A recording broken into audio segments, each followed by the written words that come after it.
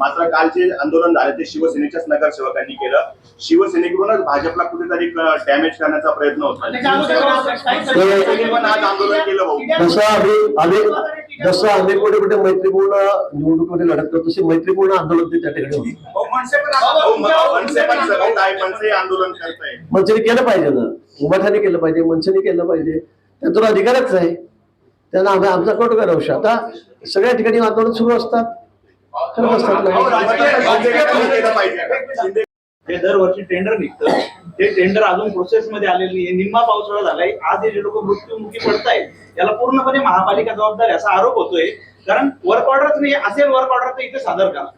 नाही, त्या विषयावर पण आपली चर्चा झाली. त्या संदर्भामध्ये मध्येच जरा त्या स्टार रेटवरून थोडा विषय झाला, युद्ध पेटलेलं होतं. मग तो रेट कोणता द्यायचा, कारण 3 पट रेट वाढले होते डांबराचे, तो द्यायचा की नाही म्हणून सगळ्या महाराष्ट्रामध्ये संभ्रम होता. त्यामुळे ते चाललं. नंतर आचारसंहिता लागली, त्या आचारसंहितेमध्ये महिनाभर चालला गेला. पण आता सूचना मी स्टँडिंग या ठिकाणी दिलेल्या आहेत. काय ते टेंडर वगैरे असेल, होईल नाही होईल काही नाही, पण उद्यापासून कामाला सुरुवात करा. उद्यापासून अतिशय चांगल्या पद्धतीचं काम होईल. खड्डे सगळे चांगले बुजवले जातील. पुन्हा तिथे खड्डे होऊन लगेच पाणी थांबणार नाही याची सुद्धा खबरदारी सगळ्या अधिकाऱ्यांनी घ्यायची आहे. त्या संदर्भामध्ये कुठली काटकसर करण्याचा विषयच नाहीये. लोकांच्या जीवाच्या पुढे आपल्याला कुठली काटकसर, पैसे हे नगण्य आहे. आणि म्हणून उद्यापासूनच या कामाला आम्ही त्याकडे सुरुवात करू. की यापूर्वी अशी कधीही परिस्थिती नाशिकची नव्हती. अत्यंत खराब अशी स्थिती झालेली आहे. याची जबाबदारी निश्चित केली पाहिजे. विशेषतः तुम्ही प्राधिकरणाचे प्रमुख म्हणून तुम्ही ही जबाबदारी घेऊन या सगळ्या बाबत कठोर कारवाई करणं अपेक्षित आहे असं त्यांचं म्हणणं आहे. बघू नका असं छगन भुजबळ यांनी तुमचं नाव म्हटलं की मंत्री गिरीश महाजन यांनी यामध्ये लक्ष घालायची गरज आहे. बरोबर आहे, जबाबदारी माझीच आहे. मी कुंभमेळा मंत्री आहे. आणि आपण एक बघितलं असेल की एवढ्या मोठ्या प्रमाणामध्ये कामं नाशिकमध्ये काही झाली होती का? आज आपण जवळपास नाशिक आणि त्र्यंबकेश्वरसाठी 35-40 हजार कोटी रुपये खर्च करतो. मी वारंवार सांगितलंय की मी आधी सुरुवातीला सांगितलं की नाशिककरांची मी दिलगिरी व्यक्त करतो, माफी मागतो की 4-6 महिने आपल्याला त्रास होणार आहे. हे मी वारंवार प्रत्येक सभेमध्ये या ठिकाणी सांगितलं. ही वस्तुस्थिती आहे, ही वस्तुस्थिती आहे.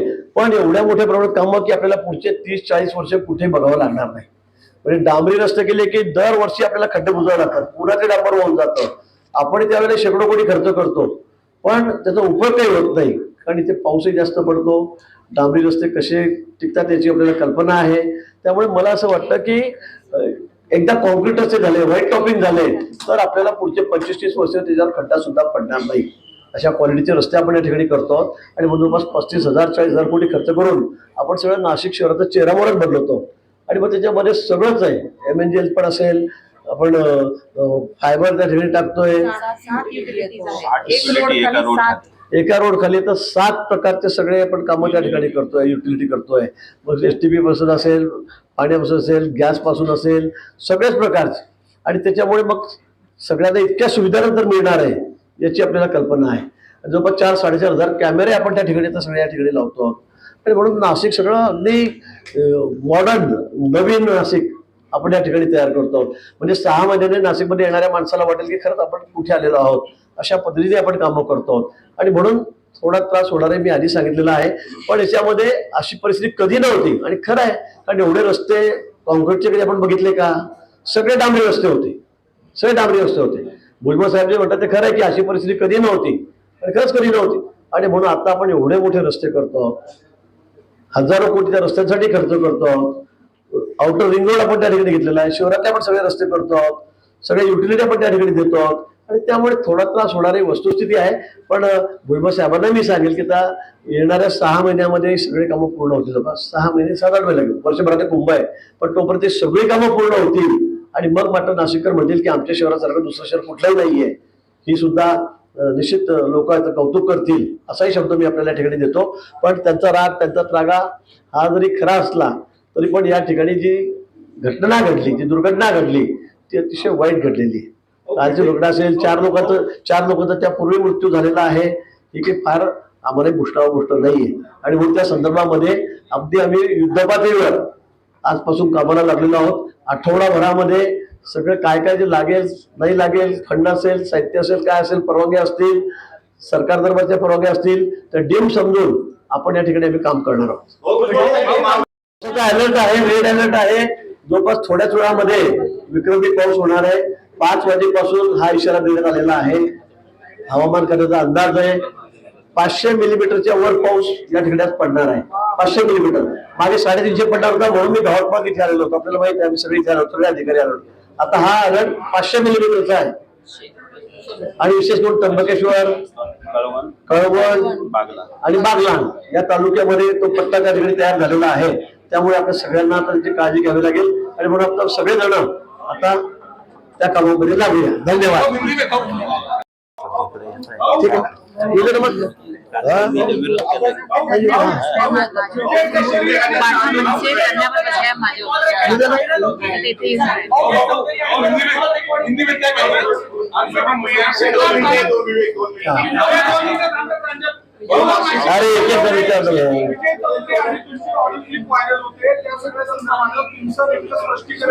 मला वाटतं या संदर्भामध्ये त्यांना पार्टीने त्याचा राजीनामा घेतलेला आहे, त्यांना पार्टीतून काढून टाकलेला आहे. त्यांनी ज्या पद्धतीने सगळं ते प्रकट झालेले आहेत, त्यांनी त्या ऑडिओ क्लिप काय झालं, कोणाकोणाशी बोलले काय, तर मला तर काही माहित नाही. पण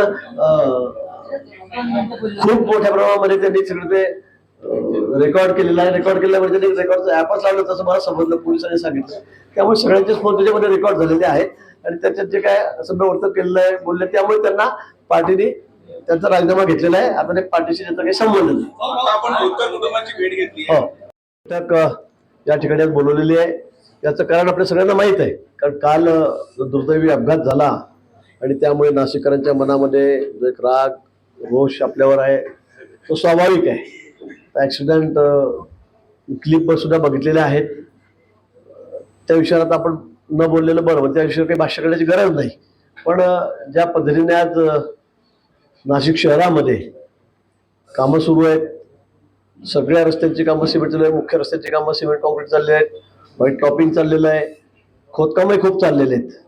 जे MGN असेल, MSCB असेल, फायबर केबलचे असतील, STPचे असतील, काही ठिकाणी सगळी खोदकामं सुद्धा या ठिकाणी चाललेले आहेत. कारण आपल्याला कुंभमेळ्याचा आता 1 वर्षावर आहे आणि 4-6 महिन्यामध्ये सगळी कामं आपल्याला आटपायची आहेत. 4-4.5 हजार कॅमेरे आपल्याला शहरामध्ये या ठिकाणी लावायचे आहेत आणि त्यामुळे या सगळ्या गोष्टी आवश्यकही आहेत. पण ज्या ठिकाणी कामं सुरू आहेत आणि त्याला आपण पर्यायी रस्ते दिलेले आहेत, मला अधिकाऱ्यांना सांगायचं की ते पर्यायी रस्तेही नीटनेटके असले पाहिजे. सगळ्यात जास्त त्रास त्या रस्त्यांचा आहे. आपण एकीकडे रस्त्याला कॉन्क्रीटला करतोय बरोबर आहे, पण पर्यायी रस्ता जो दिलेला आहे त्याच्यावर खड्डे पडणार नाहीत, त्याच्यावर खूप चिखल होणार नाहीत, पाणी थांबणार नाहीत. त्या ठिकाणी ही जबाबदारी आपली आहे. आपली म्हणजे ठेकेदाराची आहे आणि ठेकेदाराकडून काम करून घेण्याची जबाबदारी ही अधिकाऱ्यांची आहे. त्या ठिकाणी काही ठिकाणी बॅरिकेड लावावे लागत असतील, ते बॅरिकेड नीट असले पाहिजे आणि तिथे आपण थोडी जास्त शक्यता आहे. अशा अनेक गोष्टी आहेत की ज्या आपण त्या ठिकाणी ठेकेदाराकडून करून घेतल्या पाहिजे. ठेकेदार काय थोडं मग ते कमी जास्त करतात, दुर्लक्ष करतात, पण अधिकारी म्हणून आपण त्या ठिकाणी आपली जबाबदारी त्या ठिकाणी जास्त आहे. आपण त्या ठिकाणी कामावर थांबणं, वेळोवेळी भेट देणं हे सुद्धा आवश्यक आहे. मग तिथे काय कमी आहे, काय जास्त आहे हे सुद्धा आपल्याला बघावं लागेल. अन्यथा आपण ठेकेदार काम करतोय, चाललंय, अधिकारी तरी जात नाही, तर हे काही योग्य नाही. आणि म्हणून मी आत्ताच आपल्याला सांगतोय की आपण त्या कामावर असलं पाहिजे. त्या ठिकाणी बॅरिकेडची जी व्यवस्था करायची असेल ती केली पाहिजे. त्या ठिकाणी कुठेही खड्डे पडणार नाहीत, लोकांना त्रास होणार नाही, ही खबरदारी आपण सगळ्यांनी घ्यायची आहे. ठेकेदाराची जबाबदारी आहेच, त्यांनी केलंच पाहिजे. पॅरलल रस्ता जो तो त्यांनी चांगला ठेवलाच पाहिजे, पण तो ठेवतो की नाही बघणार कोण, तर ती सगळी अधिकाऱ्याची जबाबदारी आहे. कुठेही कामामध्ये कसूर केलेला आता चालणार नाही, कुठेच कसूर केला चालणार. जे खड्डे खड्डे खड्डे सगळ्या जो चर्चा आहे त्या खड्ड्यांच्या बाबतीत आपण आता इथेच निर्णय केलेला आहे, सूचना दिलेल्या आहेत. त्या ठिकाणी जे काय करता येईल ते उद्यापासून करायचं आहे आपल्याला. कुठे त्या खड्डे दिसणार नाहीत अशी व्यवस्था आपल्याला त्या ठिकाणी करायची. आणि म्हणून त्या ठिकाणी मॅस्टिक ॲस्पॉट असेल, कोल्ड ॲसॉल्ट असेल, सगळ्या गोष्टी काय लागत असेल, कुठे असेल नसेल ते आम्हाला सांगा, आपण ते मागवून घेऊ. पण या 2-3 दिवसात अंबडे-माडीसीचा रस्ता असा झालेला आहे, तिथे सुद्धा आता 2 दिवस शनिवार रविवार आहे, महापौर मला म्हणाले 2 शनिवार रविवार आहे, त्यामुळे ते बंद ठेवून आपण त्या ठिकाणी लगेच तो रस्ता त्या ठिकाणी त्याचं म्हणजे चांगलाच करायचा आहे. नुसतं खड्डे बुजू नका त्या ठिकाणी, अगदी सरसकट तो चांगला करा. काही गोष्टी अशा आहेत की त्यामुळे या रस्त्यामध्ये पाणी आहे, खड्डे पडलेत, ते आपल्याला तात्काळ बुजवता येत आहेत.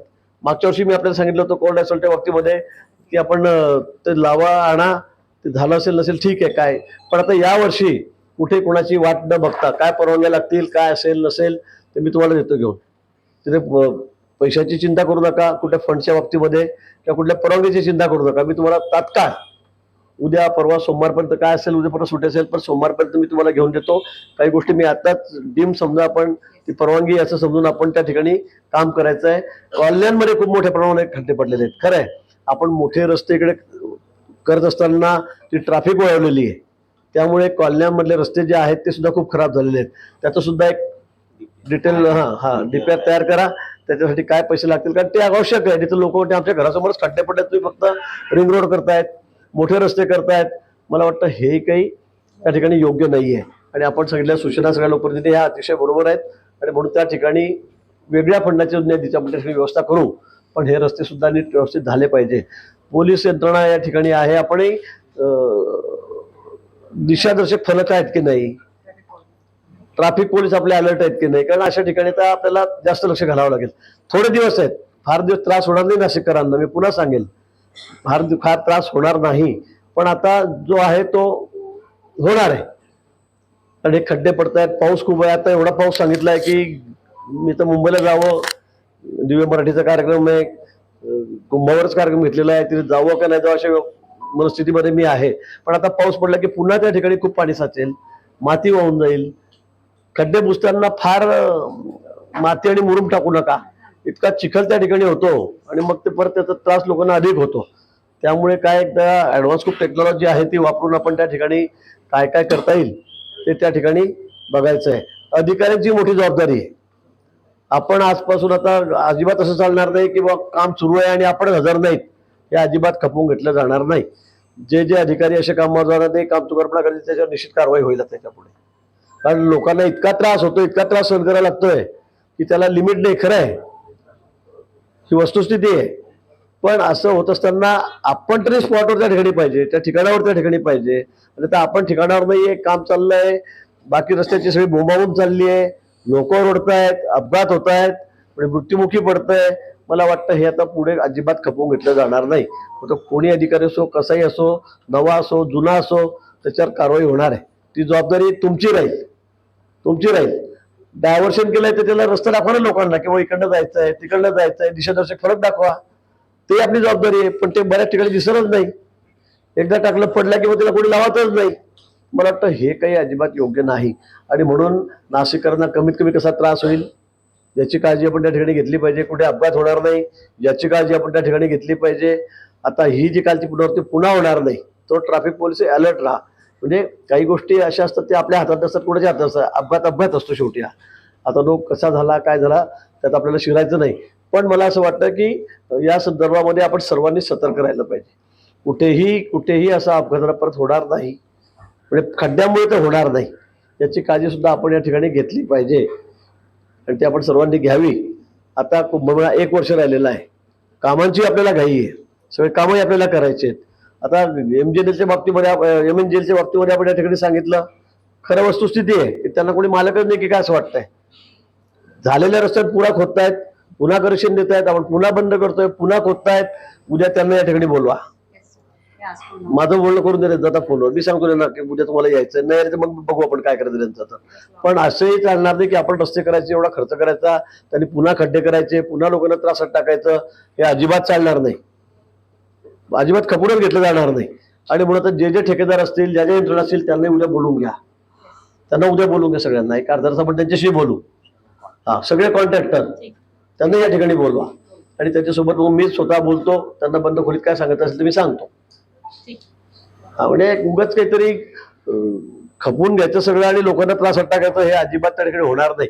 काही टेंडर करत असताना मला वाटतं आता टेंडर 25-30% बिलो गेले, 35% बिलो गेले, 30% बिलो गेले. तर मला असं वाटतं की 30-35% टेंडर बिलो जाऊन कसे कामं होणार आहेत, दर्जेदार कामं कसे होणार आहेत. मग सगळे चाल ढकल होते, मग त्या सगळ्या क्वालिटीमध्ये फरक पडतो, कामाचा दर्जा बरोबर राहत नाही.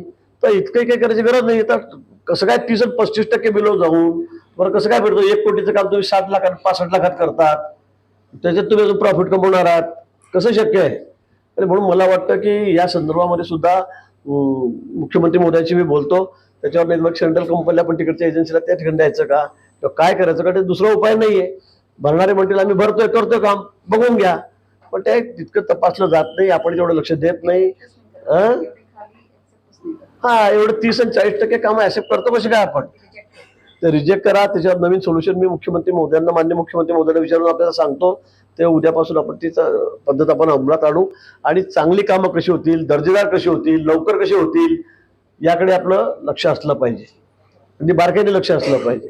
आणि म्हणून या संदर्भामध्ये आज तातडीची बैठक आपण या ठिकाणी बोलवली होती की या पुढच्या काळामध्ये म्हणजे उद्यापासून आजपासून आपल्याला सगळे खड्डे भरायचे आहेत. कुठे आता खड्डे राहणार नाही नाशिकमध्ये याची काळजी आपल्याला घ्यायची आहे.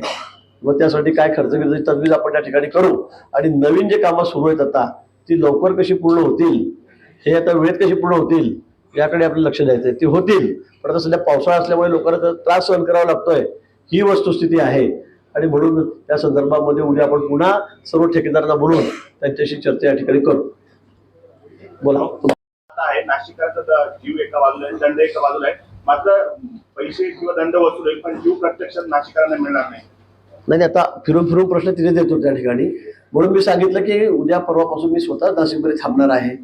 कामाचा दर्जा सुद्धा मी बघणार आहे, किती गतीने कामात चाललंय हे सुद्धा बघणार आहे. उद्या सगळ्या ठेकेदारांना आम्ही या ठिकाणी बोलवलेलं आहे.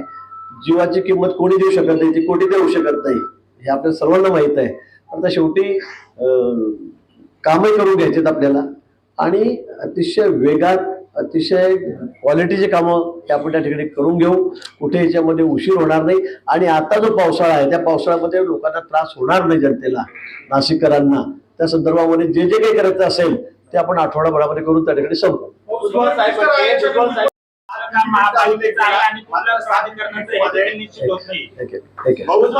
म्हटले की महापौर असतील, आमदार असतील, यांचा अधिकारी काहीच ऐकत नाही. अशा अधिकाऱ्यांवर आपण काय कारवाई करतो? त्याला जोडून दुसरा एक प्रश्न आहे. शहराभियान देखील जागेवर नाहीये, ते सतत सुट्टीवर असतात. मागे त्यांचं माडा प्रकरण होतं, ते सुट्टीवर होते, लोकांची कामं झालेली आणि त्यांचे कार्यकारी अधिकारी पण इथं ऑफिसमध्ये कार्यालयामध्ये बसत नाही.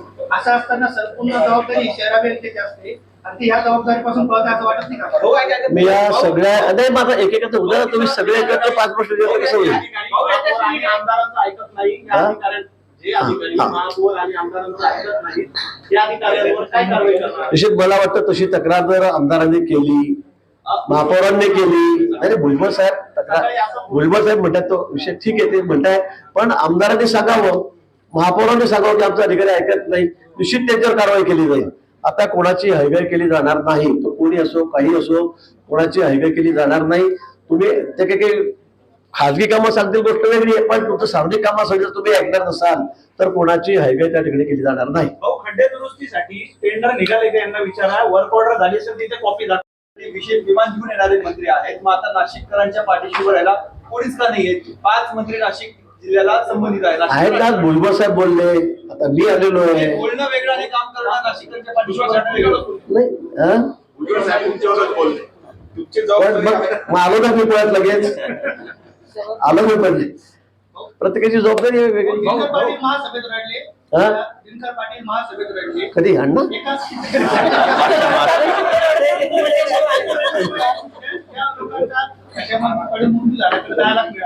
इतर लोकांना 9 लाख भेटणार आहे. नाही, ते माझे सैनिक होते बघ. ऐका. ते माझे सैनिक होते. त्याची पत्नी त्यांचा मुलगा जो आहे तो दिव्यांग आहे अच्छा. आणि त्याच्यामुळे आपण ती 10 लाखाची मदत ते स्पेशल केस त्या ठिकाणी केली, ते माझे सैनिक होते आपण आर्थिक ते करू. त्यामुळे तिथली स्पेशल केस त्या ठिकाणी केली. 10 करोड दंडाची वसूल केलेली आहे. त्याच्यात आपण काय देऊ शकणार आहात? नाही असं दंडाची वसूल केली म्हणून त्यातून लोकांना ते असं असं असं असं होतं. आता याचे निकष आहेत, एनडीआरएफचे काही निकष आहेत, त्याप्रमाणे आपण सगळ्यांना सारखं देतो. एका ठिकाणी 10 दिले, एका ठिकाणी 20 दिले, तर राज्यामध्ये ते असं खाल्लं. कोणाला हे 5 लोक जे खड्ड्यांमध्ये अपघाती मृत्यू झालेला आहे त्यांना सगळ्यांना चला 5 लोकांना आपण त्या ठिकाणी 5 लाख रुपये देऊ. तुम्ही मगाशी पावसाच्या अलर्ट संदर्भात माहिती दिली. मदत त्याला केली. जोडून अजून एक प्रश्न नाही कोटकर कुटुंबियांकडे मी आल्यास त्या ठिकाणी जाऊन आलो, त्या ठिकाणी त्यांची भेट घेतली. खरं अतिशय मोठं दुःख त्यांचं त्या ठिकाणी आहे. लहान 5 वर्षाची मुलगी आहे, आता 7-8 वर्षापूर्वी त्यांचं लग्न झालेलं होतं, पण त्यांचा उदरनिर्वाह तो काही फार ते काही मोठे घरचे पैशावाले नाही, इतके फार मोठा उद्योग व्यवसाय त्यांचा अतिशय छोटासा उद्योग त्यांच्यासाठी गणपती बनवायचा वगैरे काहीतरी आहे, त्यांनी मला सांगितलेलं आहे. पण त्यांची पुढची जबाबदारी ही निश्चित त्या मुलीची जरी विशेष करून तिला 5 वर्षाची मुलगी आहे, मी ती मुलगी म्हणून स्वीकारलेली आहे. कारण त्यांचं दुःख सांगण्याच्या पलीकडे होतं. त्यांचं ते त्यांचे वडील होते मुलाचे, त्यांची आई होती, त्या पद्धतीने ते सांगत होते, रडत होते. आणि म्हणून त्यांची परिस्थिती जेमतेमच आहे. आणि म्हणून मुलीच्या शिक्षणाची व्यवस्था महापौरांनी काल सांगितलं की ते सगळं मीच बघेल, काय असेल नसेल चांगल्या शाळेमध्ये तिला टाकण्याची व्यवस्था असेल किंवा ज्या शाळेत असेल ती चांगल्या शाळेत टाकलं त्याची फी आता आम्ही म्हणून भरायची जिम्मेवारी त्यांनी त्या ठिकाणी घेतलेली आहे. बाकी काय काय जी व्यवस्था असेल एक मुलगी म्हणून मी ती जबाबदारी घेतलेली आहे. पण सरकारकडून जी मदत असेल ती मदत, त्यांना नोकरीची व्यवस्था, कारण ती मुलगी MSc झालेली आहे, त्यांची पत्नी जी आहे ती MSc झालेली आहे, चांगली उच्च शिक्षित आहे. त्यामुळे त्यांना नोकरी देण्याची जबाबदारी सुद्धा आमची आहे, ते आम्ही त्यांना देऊ. नाशिक महानगरपालिकेमध्ये शेतकऱ्यांनी तुम्हाला असं वाटतं का फरक पडेल? कारण आता जर परिस्थिती बघितली तर नाशिककर अक्षरशः म्हणजे या सगळ्या प्रकाराला वैतागलेले आहे. इशारे देऊन देखील कंत्राटदार अधिकारी यांचं पाप हे खरं नाशिककरांवरच्या जीवावर बेतायला लागलेले आहे. मला वाटतं आपण कमिशनर मला म्हणाल्यात की आपण जवळपास 6 कोटी रुपयात आपण दंड त्यांना केला. 10-10 लाखापर्यंत रोजचा आपण दंड त्याला लावलेला काही काही ठिकाणी, म्हणजे त्याच्यावर दंड केलेला आहे. 6 कोटीच्या वर दंड त्याच्याकडून वसूल केलेला आहे. खूप ठेकेदारांवर आपण त्यांना शोकॉज नोटीस दिलेल्या आहेत. ब्लॅकलिस्टच्या सुद्धा आपण नोटीस त्यांना त्या ठिकाणी दिलेल्या आहेत. सगळी काळजी आपण घेतोय. पण मी आता या उपरिजांना मी आपल्याला या ठिकाणी सांगतो, एक उद्याचा दिवस इथे आहेच, फक्त कॅबिनेटला मी जाईल, त्यानंतर मला वाटतं आठवड्यातले 3 दिवस आता मी नाशिकमध्येच थांबणार आहे. मी स्वतः सगळ्या गोष्टीकडे लक्ष घालतो, कुठेही दुर्लक्षिकडे होणार नाही. आणि जो ऐकणार नाही मग त्याची कुठली गय केली जाणार नाही. त्याच्यावर अतिशय कडक कारवाई आम्ही त्या ठिकाणी करू. पण निश्चित नाशिककरांना मी पुन्हा आश्वासित करेल की आठवडाभरामध्ये सगळ्या खड्ड्यांचा प्रश्न जवळपास बरोबर आहे हा आम्ही त्या ठिकाणी संपवू. परिसरातील खड्डे बुजवण्यात आले होते, त्यांच्याकडून फोटो सेशन देखील करण्यात आलं होतं, परंतु 24 तासात त्या खड्ड्याचं सुदर्शन झाले. कुठे? मुंबई नाका परिसरात कधी 24 तासात. दुसरी गोष्ट, मी आता सांगितलेलं आहे की खड्डे बुजवताना कुठेही आता तुम्ही मुरुम जो आहे त्याचा वापर आपण करू नका. आपण काय करतो सध्या टेम्पररी डागडुजी करतो. खड्डे पडले की आपण त्या ठिकाणी मुरुम टाकतो, बरोबर आहे. मी सांगितलं तर कुठेही मुरुम टाकता कामा नये. सगळ्या लोकांच्या सूचना होत्या की तिथे मुरुम टाकू नका. आता आपण त्या ठिकाणी मुरुम टाकणार नाही. त्या ठिकाणी वेगळ्या पद्धतीची सगळी सिस्टीम आपण अडॉप्ट केलेली आहे आणि त्यामुळे तिथे परत खड्डा पडणार नाही. ही वेळ मी आपल्याला ठिकाणी देतो. आपण जे म्हणता काही ठिकाणी टाकलं असेल, मुरुम टाकल्यामुळे इतका पाऊस पडतोय. आता आज बघा, आज पाऊस पडल्यावर तिथे ठिकाणी सगळं वाहून निघेल, सगळे खड्डे क्लिअर होतील. आणि म्हणून या ठिकाणी वेगळ्या पद्धतीने आपण सगळे खड्डे बुडणार आहोत की त्या ठिकाणी पुन्हा त्या ठिकाणी खड्डे पडणार नाही. आंदोलन होतं आमचं. पालकमंत्री नसल्यामुळे नाशिकची अशी अवस्था झाली असं देखील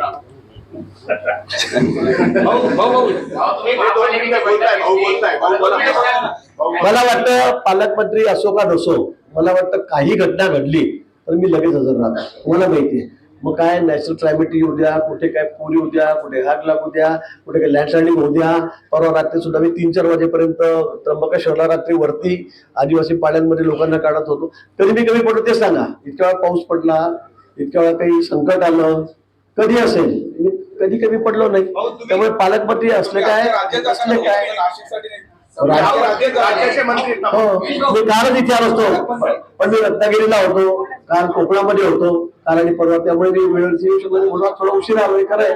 पण आज सकाळी मी भिवंडीला होतो, 10 लोक त्या ठिकाणी मृत्युमुखी पडले.